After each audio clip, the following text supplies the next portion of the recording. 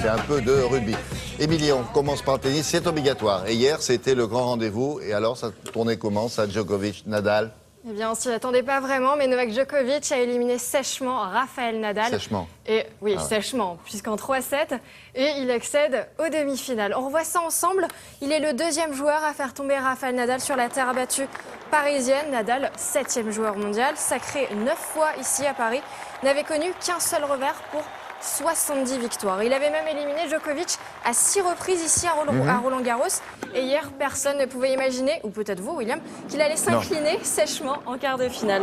En plus, c'était son anniversaire, hein. Il fêtait ses 29 ans et on peut dire que Djokovic ne lui a pas fait de cadeau, hein. Il y avait donc un choc de titans. On a été servi à l'image de cette balle très disputée. Vous le voyez à l'écran. Ah non. Victoire du Serbe en 3-7, 7-5, 6-3, 6-1. Le rêve du numéro 1 mondial prend forme. Roland-Garros est le dernier titre du Grand Chelem qu'il manque à son palmarès. Ouais. Donc il envoie un message très fort à ses adversaires puisque Novak Djokovic n'a perdu aucun set depuis le début du tournoi. En demi-finale, demain, il affrontera le numéro 3 mondial, Andy Murray, invaincu comme lui sur terre battue cette année. Le Britannique a dominé un autre Espagnol, David Ferrer, numéro 8. Bon, décidément, c'était pas une bonne journée pour les Espagnols.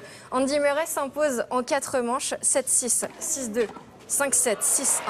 Il jouera sa 3e demi-finale à Paris, après celle perdue en 2011 et 2014 face à Nadal. Amélie Milot est contente. Les affiches, ce sera donc Murray-Djokovic demain et autre demi-finale. On l'attend tous, Tsonga contre Wawrinka. Ah oui, c'est vrai. Il ne fallait pas oublier ça. Et les filles, alors? Oui, on passe aux dames avec Serena Williams qui accède aux demi-finales pour la 4e fois de sa carrière. Regardez, on voit ça ensemble. L'Américaine a eu besoin d'à peine 1 heure pour éliminer Sarah Errani, qui n'en est pourtant pas à son coup d'essai à Roland-Garros. Elle est 17e joueur mondial et elle avait disputé la finale en 2012. Porte d'Auteuil, elle s'incline 6-1, On dirait sa 6-3 petite sœur à côté. face à la numéro 1 mondiale. Serena Williams, elle, a déjà été sacrée à Roland-Garros en 2002 et 2013. L'Américaine affrontera en demi-finale Timea Basinski, 24e mondiale et tombeuse de la Belge Alison Van Uytvanck, seulement 20 ans. Victoire de Basinski en 2-7, 6-4, 7-6. Et sachez, William, que tout est allé très vite pour la Suissesse, puisqu'il y a 2 ans, elle pointait au 285e rang mondial et aujourd'hui, elle est 24e. Donc c'est une belle remontée pour elle. Elle tape les balles plus rapidement que les garçons, au sommet du rebond.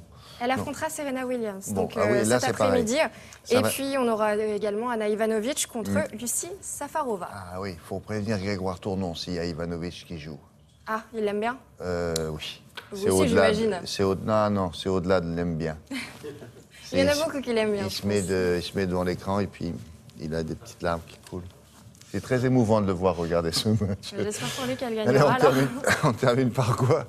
Par le rugby, on va mettre un petit peu de rugby parce que l'équipe de France des moins de 20 ans, eh bien, elle a débuté le mondial et ça commence très fort. On regarde ensemble les futures stars du 15 de France, elles sont ici. Et en tout, 3 essais face au Pays de Galles, dont un magnifique de 80 mètres. Regardez, à la course, impossible de rattraper ces fusées bleues. Il y a tout, il y a des raffus, il y a des passes après contact. Ça va au bout grâce à Lucas Blanc, on le voit ici à l'image. Victoire 19-10 dans ce premier match de poule. Moins de 20 ans, c'est ça, les moins de 20 ans, ils sont tout jeunes. Le prochain rendez-vous sera le 6 juin face au Japon. Bien. On quitte l'Italie, si on a le temps, direction l'Espagne. Regardez, c'est tout frais, ça vient d'arriver, c'était il y a 4 heures.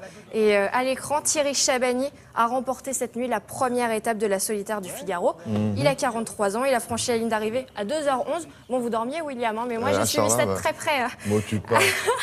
Après 3 jours et 9 heures de course. Je débute, je passe des nuits entières, au boulot, au taf, c'est comme ça, Émilie, bien sûr. Il est arrivé en Espagne, à San Chancho, au nord-ouest. Et derrière lui, 2 autres Français, les 39 monocoques. C'est parents qui vont la chercher en boîte de nuit à 2h, il faut que tu travailles maintenant. Non, moi je travaille beaucoup. Non. Et donc la course s'achèvera le 24 juin. Ouais, très bien. Bon, de toute façon, la croisière de la solitaire du Figaro, on suit ça jusqu'au bout. Merci beaucoup, Émilie. À demain. Merci. À demain. À demain, d'accord.